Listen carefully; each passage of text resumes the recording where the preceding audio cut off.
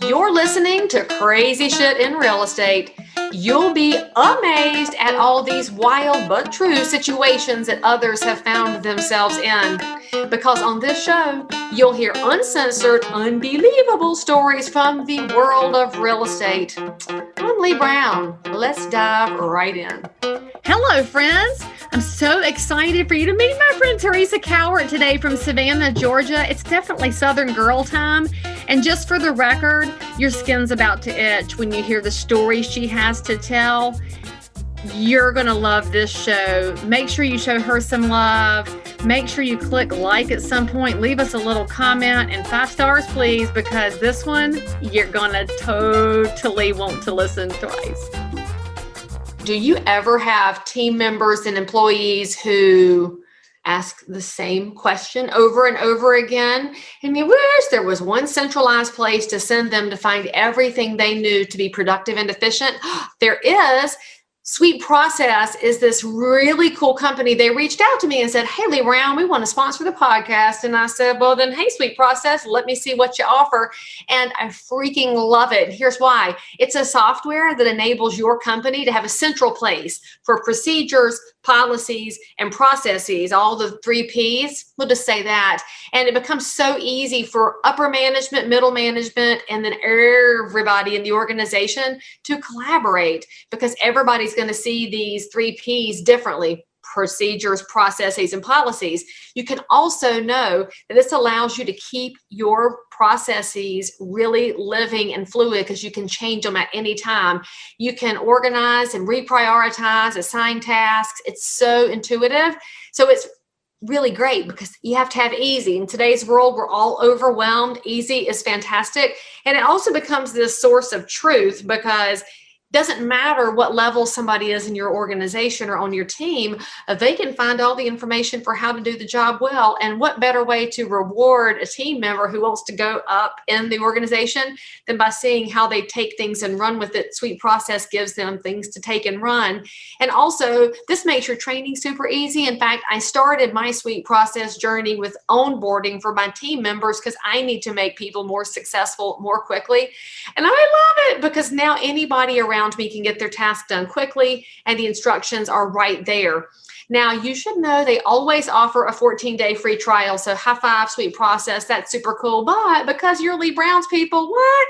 You're going to get the 28-day free trial, which is great, because I know you'll sign up and totally forget because you're not organized yet. Then you'll use Sweet Process, and you're going to love it too. So if you go to sweetprocess.com/crazy shit in real estate to sign up now, you don't even need to give them a credit card. So go check out Sweet Process. Make your company stronger today. Hello, Teresa. How are you? Hey, good. How are you? So tell our viewers and listeners where you're located. Savannah, Georgia. Which is an amazing city. It is a beautiful, historic, amazing city. Absolutely.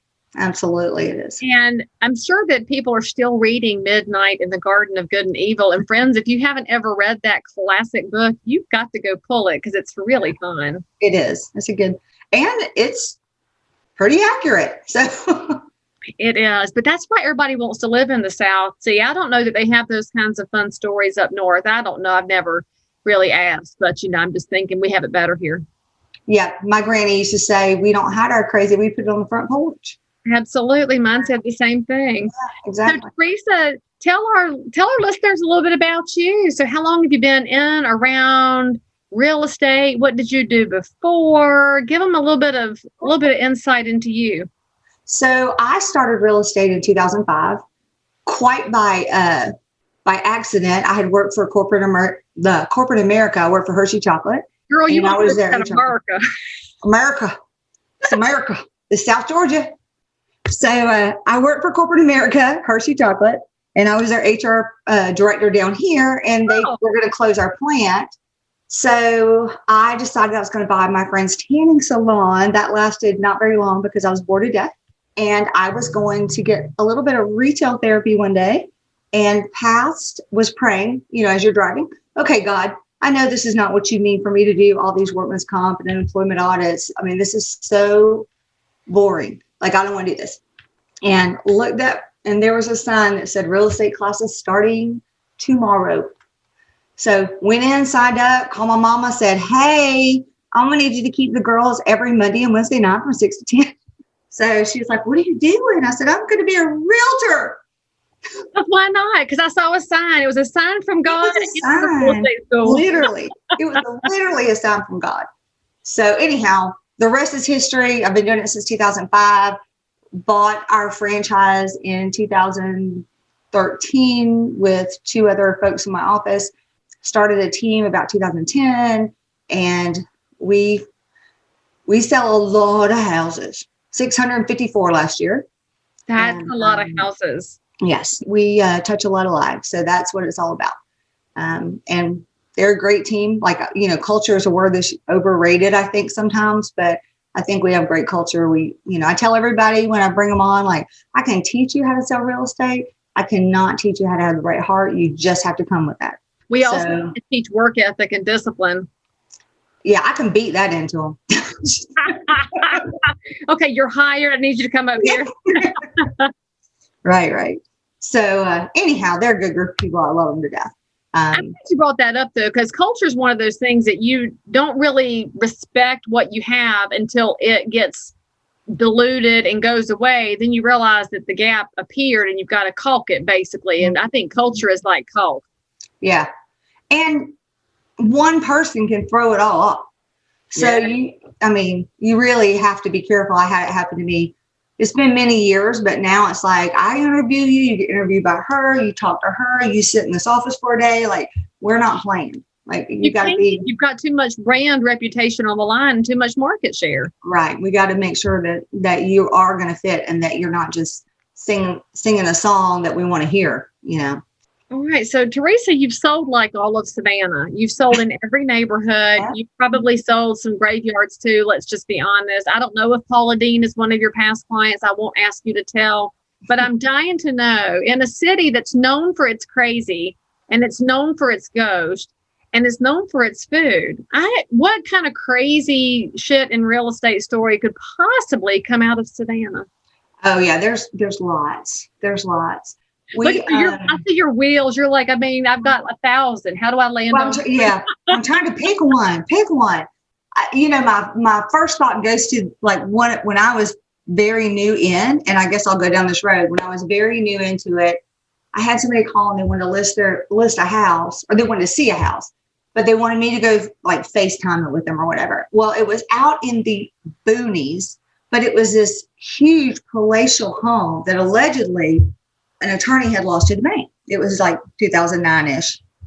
So I go past, a pig farm, 2 chicken coops, down a dirt road into this, and it opens up into this big cornfield, and there's this house. And me being new, not knowing any better, pop that lock, and I'm inside, and I'm walking around, and I'm taking them pictures and videos, and then I start hearing noises, and I'm looking around, and I'm really not in downtown Savannah where all the ghosts are, so I'm trying to figure it out. Is it vacant or not vacant? It was vacant. Okay. No, it was not vacant. It was supposed to be vacant, but there were people upstairs, and I could hear people moving around, so I got out. But from that point on, like, as talking to my agents, especially, when they first come on, a lot of them are young, it's like, you need to be afraid a little bit. Like, you need to always take someone with you. We all carry guns because, again, South Georgia. Honey, that is realtor safety at its heart. Mine is pink, though. Only because I couldn't get the Tiffany blue, but mine is pink. I didn't like the way that one held, but what do you carry? Is it a 9 or a 380? I have a 38 special because I want instant gratification. Yeah. So it's a little heavier than some of the other ones, but it works. It works. And I've never had to use it, thank the Lord. But a lot of the girls on the team do. I'll point something out to you there. Part of the reason we don't have to use it is because you do have an increased level of confidence when you're prepared and when you practice. Because I'm going to guess that as a highly productive broker, you tell your people to practice if they carry, because you don't practice. But when your confidence is up, people don't really want to come after you because they know that they're messing with the wrong people. Right, exactly. And we do practice. That's a bonding experience. Like, we go to the range and shoot together sometimes. And it's not my favorite thing to do, but it does keep you so that you know that if you need to pull it out, you're not going to hesitate and cause yourself more grief. Exactly. But my granddaddy told me a long time ago that the people that are dead are not the ones that you need to worry about. It's the ones that are alive. Because his home was very haunted and somebody had lived in every room. And my cousins tried to tell me all the time that they were, the ghosts were going to get me. And he was like, those are not the people that you need to be worried about. They're just your roommates, right? I mean, right, yeah. They're actually love you and are watching out for you most of the time, right? So back to this house, were they squatters or was it the owner or were they? No, it was squatters. It was, they had seen it on Zillow too, I guess. Went out there and checked it out. I don't know. They were upstairs and we couldn't all stay. So I left. That was probably a wise choice. Because I was really out in the boondocks. But one of the craziest things that has happened is I was representing a builder and I had my on-site agents and they were sitting in this townhouse in Savannah and they were regular. We were there 7 days a week. So there were two girls and they were switching out. And one of them kept saying, something's weird. Like, it looks like it's just weird. They were trying not to tell on each other. But finally she said, I don't know if she's sleeping in the bed or what she's doing, but it's weird. Like the bed's made different. The shower curtains moved. Like it needs to be cleaned. I keep finding the back door's like gin eater, like it doesn't shut right. And so finally, after about the second time she told me this, I went out there and I said, yeah, something's weird. It was just a little off. And I heard a noise again upstairs. I called the police. They came over and I said, I don't know if somebody's breaking in here. Like builder knew, we were all there. We're all standing there. And then the noise happened again. And the police have looked at everything and now they think I'm crazy because I've called them out here to this house. Yeah, there was a guy upstairs in the attic. They had already looked in the attic. He had covered himself with insulation, the blow-in itchy kind. Yeah, crazy, right? It's crazy. That's stupid. Let's just call that what it is. That's stupid. How do you stand that? I can't even walk near that stuff without itching. I don't know, but he had like covered himself up because he heard us down there, and he had all kinds of guns and stuff he had stolen, also kind of buried in this insulation throughout this attic. This was his home base. Like after the girls left in the evening, he would come in and sleep and cook and take a shower. And then he just knew our schedule. So he would leave before we got there. And I thought, that's a training tool for me. Never, ever, ever, ever, ever shut your inner voice off. Right. Like if something's wrong, something's wrong. You need to start screaming it from the treetops. But I know that there were times, because as the police talked to him, they found these things out, that there were times when the girls were in there and he was up there. And they're by themselves. They're on site. There's only one at a time. Well, and how many realtors assume that model homes are completely empty at all times and there's no possibility of shenanigans? Right. I hope that anybody who's listening to this or watching this, if you work in new homes, check your model when you get there. And if you see anything that looks even a little bit off, like Teresa was mentioning, call your supervisor, call the police, because this guy was leaving clues thinking nobody would notice. And it's a good thing they trusted their woman's intuition, because that's what it boils down to. Yeah, it was a little weird. It was a little creepy. Like I said, ghosts are ghosts. Like I've been in houses in downtown Savannah that I know were haunted. Like I know they were. And sometimes I feel like their owners try to make it more creepy for you. Because I do think a real haunted house sells for a premium. Don't you find that? People have watched too many television programs. Yeah. The little ghost hunter with their little. Yeah, exactly. With the orbs. I caught an orb. Okay, that shit's hilarious. Those little orb people, because that's a bit much, but it's okay because they're having fun with it, and I say more power to them. But not more power to the man hiding in the insulation, because that's awful. Yes, it is awful. And it ended up, he was like 19 years old. He had been living with his grandmother. She kicked him out because he was stealing and being bad. And so he broke into the back of the model, and he just made himself. It didn't matter how many times we could fix that door. He would just jimmy it back open and get in. So I can't even. So now I feel like I need to call my model home reps here in Charlotte and say, hey, I need y'all to listen to Teresa's episode when it goes out, because you need to check the attics and the insulation for people. Yeah. Well, right side, if somebody had bought that model and then changed the locks and he got run off, they could have found a nice cache of guns, and that would have been a perk. I mean, so yeah, maybe, yeah.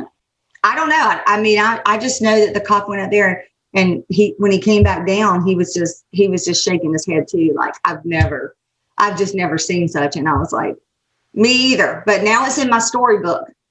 Yeah. Of all the stories of all the stuff I have seen. So, and we changed locks, probably put security cameras on and all that fun stuff. Yeah. But I mean, in that case, you could change the locks all you want to. He had figured out how to get that back sliding door open. It didn't matter. So we learned a very valuable lesson, and we share that lesson with new folks all the time. Like, these are things you need to check on. And if something feels weird, it's not worth your life. No. And are those two stories your main training for realtor safety, to help agents understand the gravity of what they're doing? Because I know you've seen it as well as I have, especially early career agents.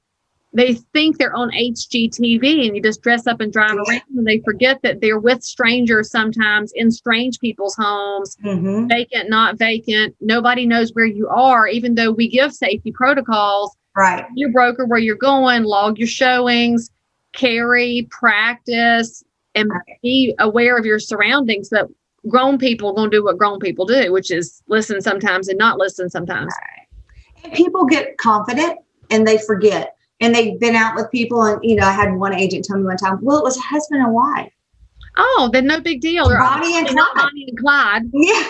I mean, come on. I mean, that just makes it easier for them to take you out, right? Like, no. You stay between the door and them at all times. Like, don't walk up the stairs in front. Like, we have this whole list of things that we want them to know, but that has to be some kind of innate, right?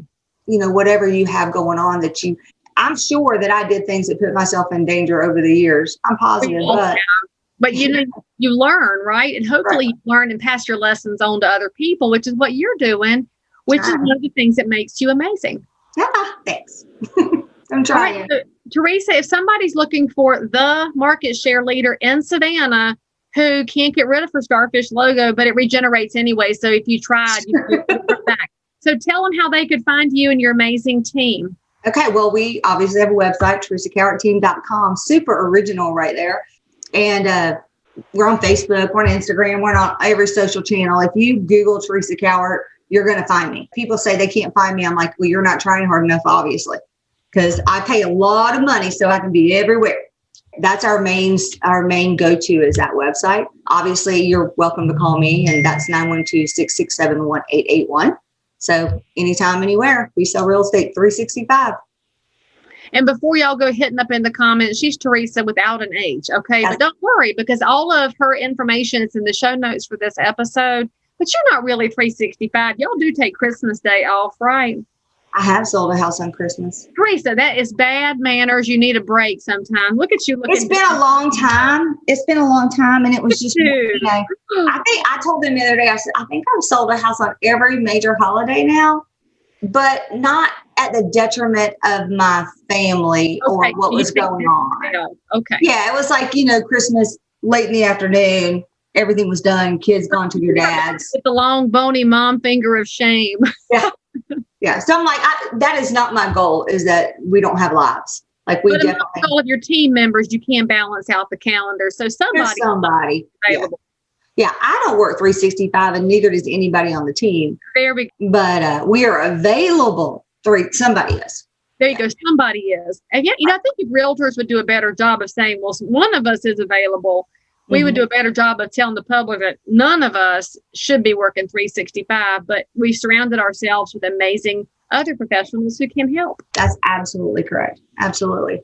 Well, I appreciate you coming on the show, and I love that you have given us 2 insane stories that actually lead us back to realtor safety, which is incredibly important to always have at the front of our minds. And frankly, when I get home this afternoon, I'm going to go up in the attic and look in the inside if anybody has ever laid up in there, because this is not going to leave my head all day. It is now. I am now a huge advocate for the spray foam. Like, you can't hide spray foam at insulation. This episode was not sponsored by Owens Corning, but if somebody from Owens Corning hears it and wants to sponsor it, y'all are welcome. Let me know. Yeah. Hey, there you go. There you go. Yeah, I don't know what kind of insulation it was. I just know that it was the creepy bleh kind that gets all over you and makes you. I can have that feeling now, and seriously, I feel like I attract it when I walk in there. It's like okra. It's just all itchy. All right, friends. So now you know who to contact for Savannah. Please give her some love, and then give the show some love. We'd like 5 stars and a subscription so we can make sure and bring you some more interesting stories next time. And do hit the comments and tell me if you went and checked your insulation too. Until then, we'll y'all see all better on crazy shit in real estate. Teresa, I appreciate you. Thank you. See you later. Bye. As always, I'm so super thrilled that you joined in for more crazy shit. And if you're a realtor, investor, inspector, lender, or just a regular human being who happens to have an unbelievable story that you need to tell the world about, or frankly, you just need to one-up the story you just heard, then make sure to DM me on Instagram at Leigh Thomas Brown, or tweet me at Leigh Brown, or frankly, any social network where you hang out. I'm there. And if you had some fun, then you totally want to subscribe so you don't miss out on any future episodes.